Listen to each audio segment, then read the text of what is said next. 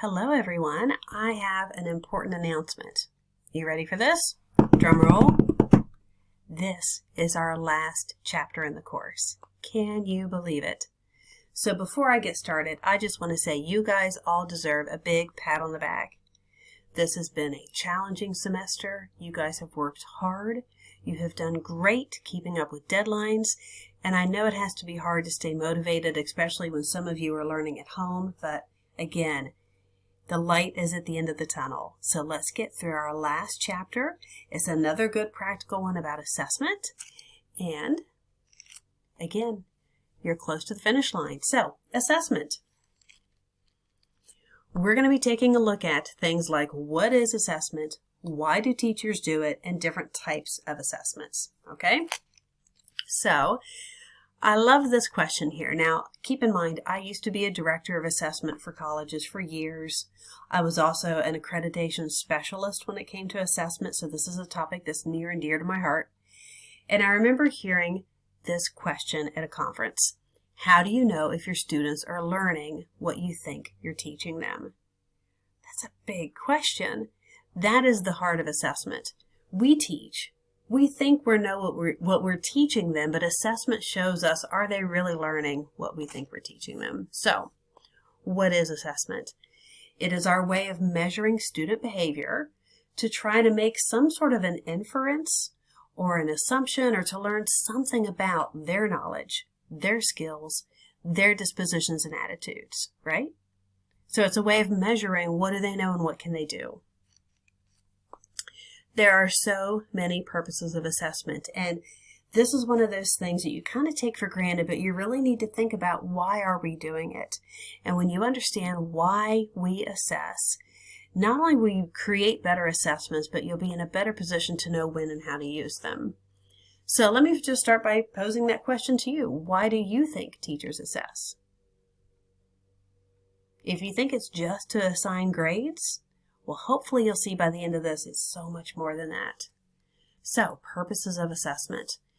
First of all, and foremost, it measures student learning. It lets you know what your students are learning in your class, okay? It can determine whether or not they have met your instructional goals. For every course you teach, you're going to have goals that you want your students to reach by the end of that academic year. Assessment can let you know whether or not that has occurred. It can show you where students might have misconceptions, where they might have gaps in knowledge. It can help you to understand where and why your students have these strengths and weaknesses. So for instance, let's say you have assigned a paper for your students to do, and you score them on a rubric. And when you're done scoring rubrics, you kind of compile all the results, and this is what you see across all your student papers. So here, it gives you the average of where it is that they're scoring. As a teacher, I can look at this and see, oh, okay, so my students do really well when it comes to topic, sentences, and details, but they're not doing so well when it comes to mechanics, with grammar, and with punctuation. So as a teacher, that tells me, that is the weakness. Now I need to figure out what to do about it. Right there. Now, here's something else it can tell you. So this meme here says, whole class fails the test, student's fault. Nope, nope, nope. That is really not how it goes. When the majority of the class fails your assessment, you need to take a look at yourself and ask yourself what went wrong. So, fails the test doesn't feel good. Whole class fails the test? That tells you there's something wrong in that class. That perhaps as a teacher, you should have done something differently to prepare them or to motivate them. So again, these assessments can provide valuable information. It can also be used to encourage or to improve student learning. So what we saw previously was measure student learning and help you draw inferences. Now here's the idea that it can motivate or perhaps even ameliorate or improve the learning that's going on in your classroom. How? Well, through motivation, for one reason. Students do study more when they think something's going to be on the test. So this girl here in this meme, when the teachers are like, this isn't going to be on the test, but we're learning it anyway, that's how some of us tend to feel like, well, why are we learning if it's not going to be on the test? When we know we're going to be assessed on something, we're more motivated to learn it. And the more time we spend studying it, the more we do actually learn. How else can it encourage or improve learning? Well, students study most when they have assessments that really fit with the goals of the class and fit with what they've been taught and are challenging. Also, it serves as that extrinsic motivator. Remember that carrot in front of you? Whether you're studying because you want to get an A or simply due to the reward of doing well on an exam. So there are a lot of ways that assessments can motivate us. Here's a short video looking at this idea. Well, today we are going to go over four-sided figures. We're going to go over squares, rectangles, rhombus, and trapezoids. Remember that everything that we go over today is going to be on your 5th grade achievement test at the end of the year, so it's really important that you remember it. We're also going to have a short quiz at the end, so you need to remember it for that too. I have complete faith that you guys will do really well because you guys are very intelligent people, and I know that you can do this good. So if you guys don't have any questions, you can go ahead and get started. All right, now if you're wondering, well, wait a minute, what is that video? Perhaps I didn't introduce it well. This video is a clip from one of the final projects in my class, and you can tell from looking at it, it's when we were in one of the older buildings at OU, but she started off discussing things using that assessment as a motivator, kind of dangling it out there saying, look, this is going to be on a test, and therefore that's one of the reasons why you want to pay attention. And then she also praised them by talking about how she knew that they would do well on it. So again, that's just an example of how teachers can use that. How else can it encourage or improve learning? Well, the feedback you get from your teacher, the reason you get that feedback is hopefully to make you do a better job, but it depends on the feedback that you're getting. The feedback that works best is feedback that is concrete information about what you did well, what you need to work on, what your weaknesses are, and how to succeed. So look at these two examples over here. Just getting an A+ that says great work, that's nice. It's a pat on the back, but it doesn't tell me what I need to do better next time or what my individual strengths were. But when you see this, don't get upset when you see a lot of writing on a paper. That is time and care that your teacher has put into your paper to tell you what he or she thinks about, again, what you can do better to learn. And if you use that feedback in that way, it can improve your learning. So here's a quick video from School of Rock where you're going to see the teacher using feedback to try to improve his students' musical performance. Alright,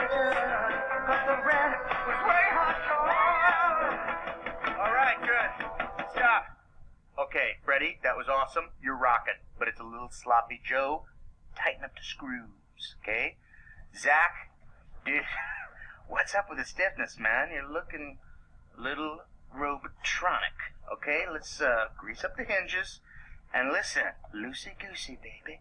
Loosey-goosey. I'm just playing it the way you told me. I know, and you know what? It's perfect. But the thing is, rock is about the passion, man. Now, do it again. Give me that. That's what I'm talking about. Okay, let's do it again from You're Not Hardcore. So again, he's doing a nice job giving that specific feedback rather than just saying, good job. Now they know how to move forward and do better. All right, how else can it improve learning? It can serve as a learning experience. Okay, so the idea of simply studying for a test, that in and of itself is a learning experience. Taking a test is a learning experience because all of that is practice. All of that is working with your content. And I just thought I'd include this. Yes, any of you who are in the health sciences field or who have friends in the health sciences field, sometimes it can be challenging, but that is good for you and does improve your knowledge base. So in terms of how it serves as a learning experience, again, simply completing an assessment can help you learn better. And it also influences how you study. So the way you study can relate to how you're going to learn about it. So if you're doing memorization, like a bunch of terms or a bunch of dates perhaps for a history class, or engaging in meaningful learning by looking at applications and examples. So again, these are just some examples to show you that idea of how the type of assessment you have does influence how you study. Multiple choice exams are easier typically because they are recognition tests. Whereas when you have an essay exam and you have to pull out these ideas on your own and analyze and think more deeply about them, you study harder for those. So what are some other purposes for assessment?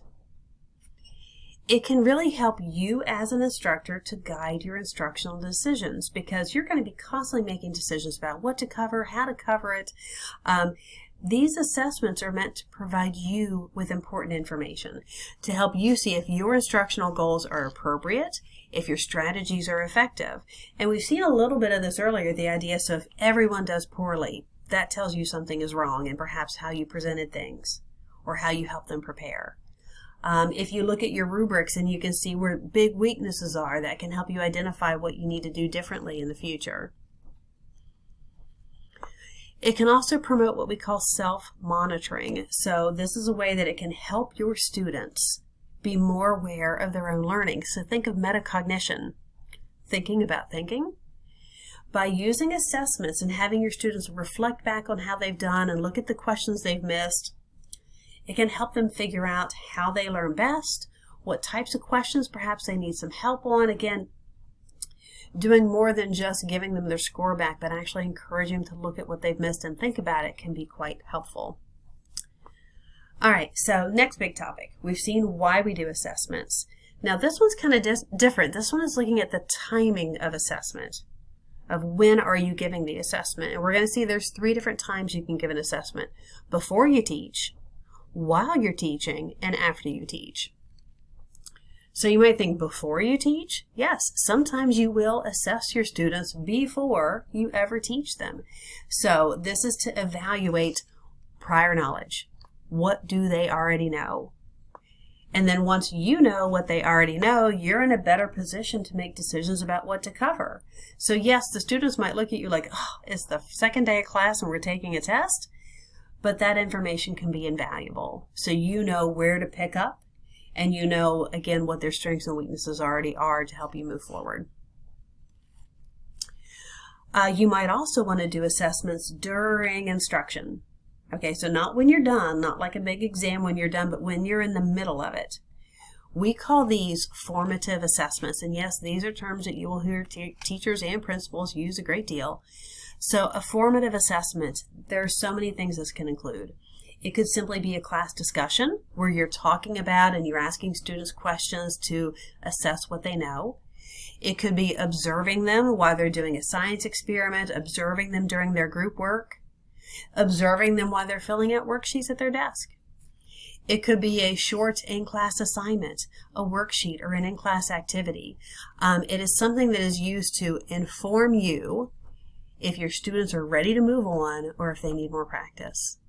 Okay, so while you're teaching them fractions, you're going to be giving them little assessments during that lesson, whether it's you give them a sample problem and you say thumbs up or down if you got it right, or have students come to the board or go around and check their assignments at their desks just to see, okay, how are we doing? If the majority of your students are doing poorly, you got to keep working on fractions. If they seem to be getting it, then it's time to move on to the next step. So that's how it informs you. So kind of like this, based on all the head tilts, maybe I better explain this again. So if you look out and even with your eyes can just see that look of confusion, that can be a formative assessment. Okay, you guys look confused. Let's see if we can explain this a different way. But there are lots of different types of formative assessments. So here the idea of giving students an index card, ask them to write things like, based on our study of blank, list a big idea that you understand, or identify something that you do not yet fully understand. And this I term brain dumps, and to be honest, it's the first time I've seen it called a brain dump, but a 3-minute pause to let students stop and reflect upon where they're at that moment in class. I felt what? I found it interesting that.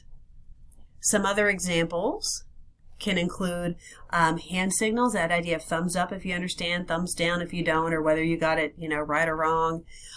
Exit slips, again, lots of examples of formative assessments that you would give during instruction. But finally, you have post-instruction. So once you're done teaching, once the lesson is over, the unit is over, whatever your time frame is, you give what's called a summative assessment.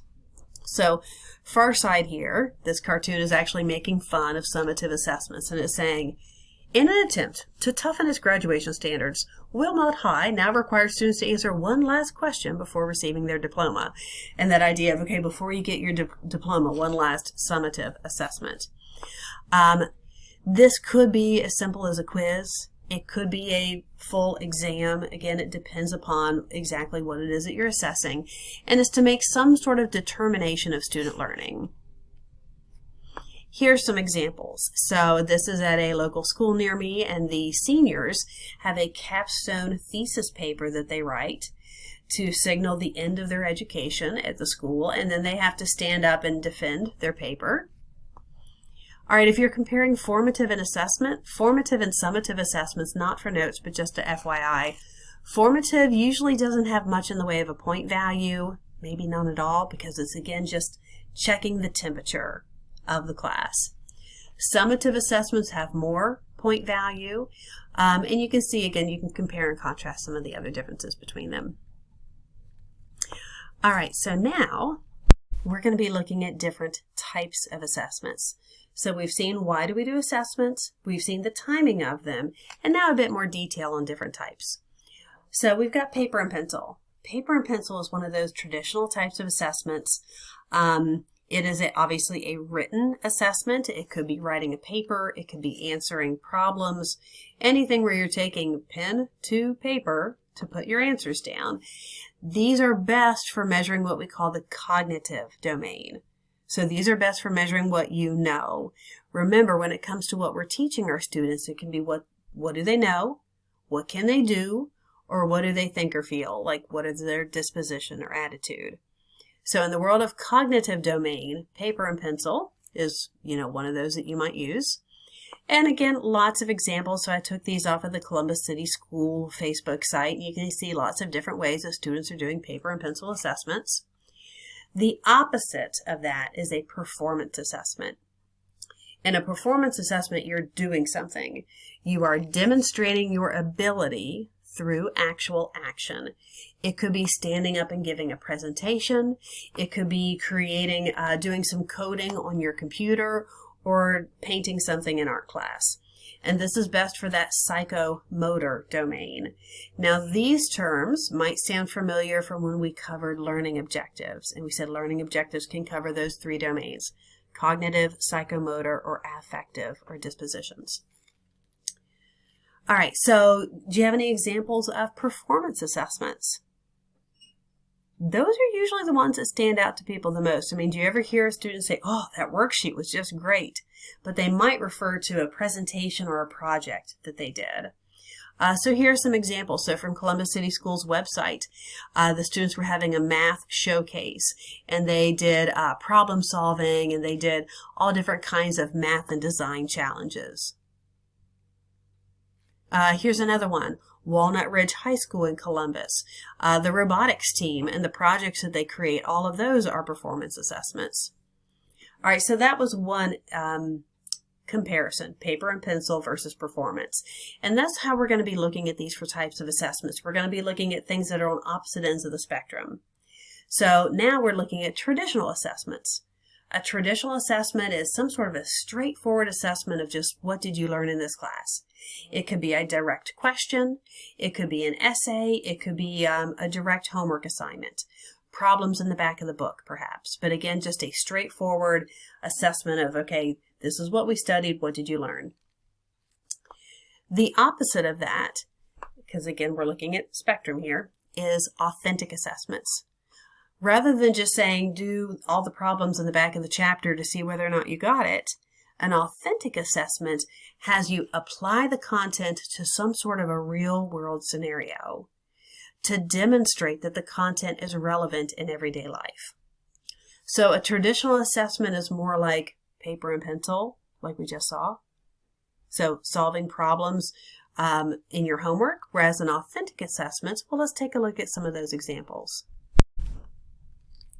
All right, so here are some examples. You can see here the idea of having your students plan a trip. And in the steps for planning a trip, they would apply principles taught in class. Science experiments can also be considered authentic activities, or even balancing a checkbook. Here's another example from Columbus City Schools where they're using SNAP circuits to learn about electrical circuitry. Here we have for Columbus City Schools, the middle school students were doing a mock trial, a perfect example of an authentic activity because they're doing something that you would see a lawyer participate in. And although this was meant to be silly, the idea of using Battleship as a final section of the naval exam because authentic activity, trying to perhaps sink battleships. All right, so in that last comparison, we saw traditional assessments and authentic. Now we're going to be looking at norm referenced and criterion referenced. So norm referenced assessments allow you to have a rank ordering of your students. So when you're finished, you can see who did best in your class, who did worst in your class, and everything in between. A norm referenced assessment lets you compare your students to one another. So at the end of it, you can see how one student does compared to the others. Do they do better than or worse than the mean score, perhaps? Norm referenced is the most common type of classroom assessment. For instance, anytime I give you an exam, when I'm done, I can do a rank ordering, see who did best, who did worst, and look at a mean score. So, norm referenced. Criterion referenced is different. In a criterion referenced, you're comparing student performance against some sort of a standard. So, an example of this would be, if for my class, if you had to get a 75% or higher to pass my exams. That would be criterion referenced rather than just whatever score you get is the score that you get. And then that criterion is supposed to indicate a level of mastery. So if you get that 75% or higher, although that would be pretty low for mastery, but you can see where I'm going. Typically, criterion referenced exams or assessments are pass-fail. Here's an example of what that might look like. So here are all of the individual students and where they scored, and perhaps this is your criterion, and that anyone who scored above that would pass your test. All right, now we're going to look at informal compared to formal. So an informal assessment is spontaneous. It is typically ungraded. It is something that you simply might happen to do on a whim in your class, like just simply asking questions. Whenever I ask questions of my class, especially when we're meeting face-to-face, I do it to kind of see whether or not you can answer my question, whether or not you can make those connections, but I'm not jotting grades down in the grade book. They are informal assessments.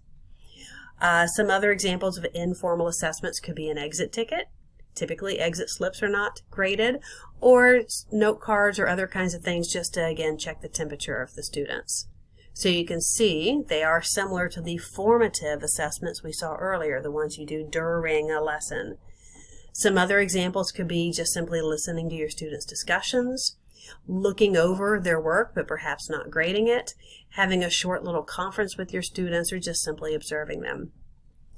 So you might ask yourself, why would a teacher go to the trouble of having an assessment but not grading it? Well, not absolutely everything needs to have a grade. Sometimes it is simply for informative purposes and also for practice for the students. Informal assessments can answer a lot of questions like, again, are they learning what I think I'm teaching them? Who's learning and who's not? What am I doing that is or isn't useful? Here's a quick video with the teacher giving you some examples of informal assessments. Action verbs, linking or helping verbs. Jordan. Work is an action verb. Work is an action verb. If you agree with Jordan, we're going to go, yes, Jordan. If not, we're going to go, just a polite little, Ready? 1, 2, 3, go. Yes, Jordan. All right, action verb. Let's count them in a line. That way we won't lose track of how many we have. Line them up nice and neat. That's good. Good, Joe.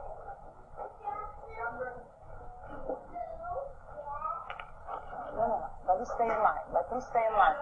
Just like when you line up, when you walk in a line at school, we're going to make these teddy bears go in a line.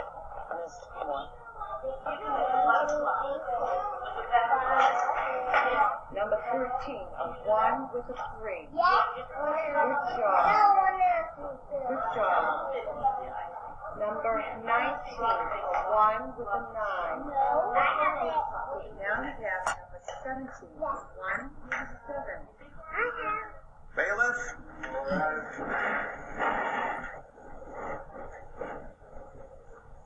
All right, so you can see there, that was a variety of examples, but none of those things would have been graded. Some spontaneous, some not, but again, just to give feedback. A formal assessment is something that you plan in advance, definitely. You're doing it for a specific purpose, and it is graded, whether it is an exam, a quiz, a homework, but something that is a part of your formal assessments. All right, so those are again some examples of different types of assessments. Now we're going to look at a slightly different topic called value added. Before we get there though, I'm going to go ahead and hit pause, and we'll stop this video for here, and when we come back, we'll pick up with value added.